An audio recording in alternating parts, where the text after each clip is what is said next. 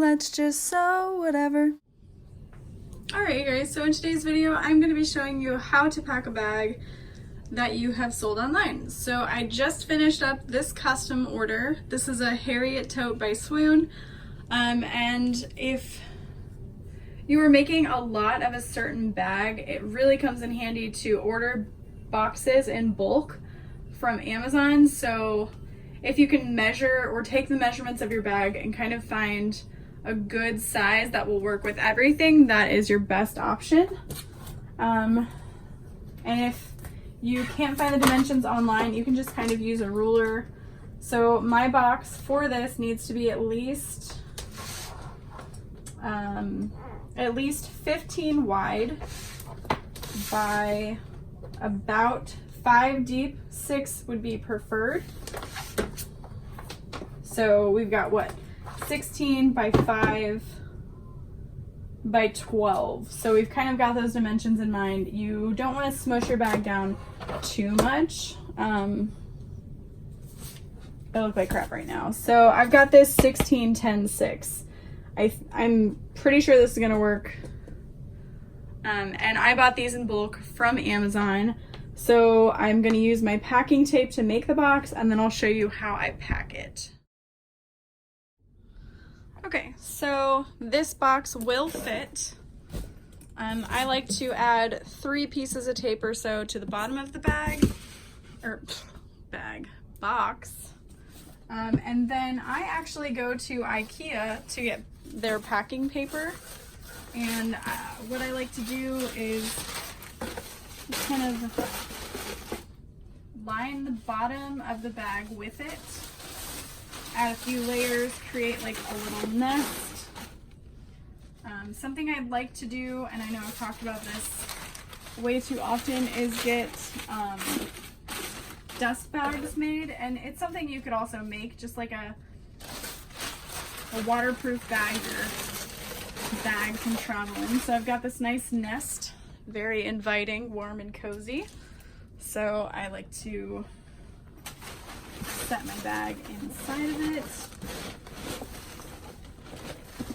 And you want it to be like kind of a snug fit, but you don't want to smush anything so that when it gets there, things could be wrinkled, etc. I've got these keychains I had made forever ago, and I always forget to include one. But they just have my company name on them.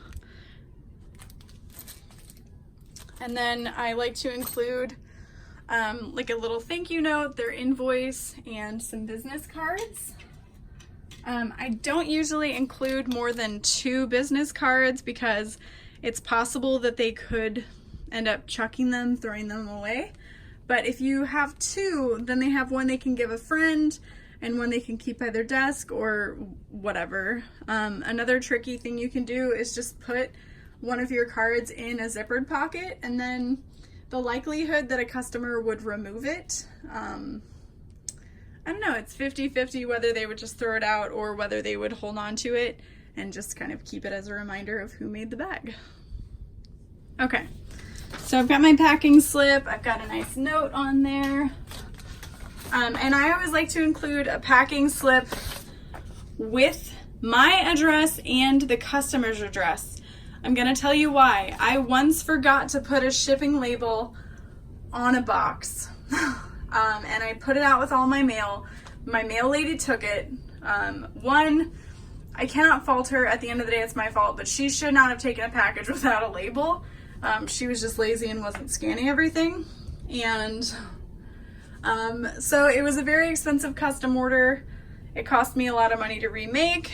And in the end, I did get the package back because I had a packing slip with my address in there. I was so thankful it came back, but anyway. So now I like to retuck the bag, add some more paper over top just to finish it off. And that's when I'll set in my card and the packing slip, and then maybe a few other pieces kind of bunched up over top because you don't want the bag. I do too many bag tutorials. You don't want the box to be able to be pushed in. So if you close it and there's a lot of give like that, you want to add some more paper to it. So that way when it's pushed on, it's not so denty. And then you're going to tape it up. All right, so there it is, all taped up. I really don't believe there's such thing as too taped up. But then I like to give it a little shake, make sure nothing moves around. And then I'm going to take a scale. At this point, you could go to the post office. I believe it's cheaper to purchase your postage online, and I use a website, Shopify, to purchase my labels, so it's much cheaper. I'm so sorry for that noise. So turn on your scale, make sure it tears to 0, and then weigh it.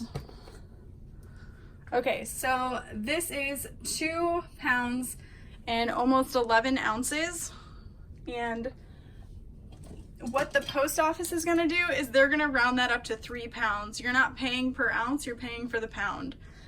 So I would call this 3 pounds, and that's how it's going to ship. And I mean, it's the same price. Anything that is under 16 ounces is able to be shipped via first class mail, and then anything above is by the pound. So if it's 17 ounces, that's going to be 2 pounds. If it's 18 ounces, that's 2 pounds.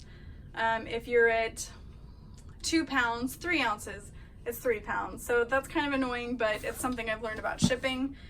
So you want to try and make sure you overcharge for shipping, and then you're more than welcome to refund the customer the excess, but it really sucks to be out shipping on an item. So I hope you guys enjoyed this little mini tutorial on how to pack a bag, and I'll see you guys next time. Bye. Alright guys, so in today's video, I'm going to be showing you how to pack a bag that you have sold online. Okay? Blah, blah, blah. Blah, blah, blah.